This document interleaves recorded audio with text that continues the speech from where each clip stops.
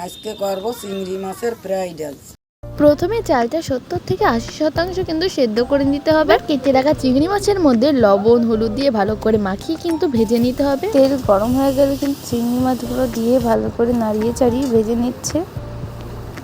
এবার কিন্তু সামান্য পরিমাণ তেল দিয়ে তেজপাতাটাকে ভালো করে নাড়িয়ে চাড়িয়ে নিয়ে এর মধ্যে বড়ি কেটে রাখা সেগুলো দিয়ে দিতে হবে। এবার কিন্তু রাইসটা যেটা আমরা করেছিলাম সেটা দিয়ে দিচ্ছি। এবার হালকা করে নাড়িয়ে চাড়িয়ে কিন্তু সব উপকরণগুলো একসঙ্গে মিশিয়ে নিতে হবে।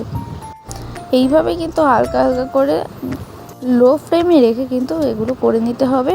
এবার কিন্তু একটু ঢাকা দিয়ে দিতে হবে। 5 মিনিট পর কিন্তু ঢাকনা আমরা খুলে নিয়েছি আর দেখো কতটা সুন্দর কালার এসছে।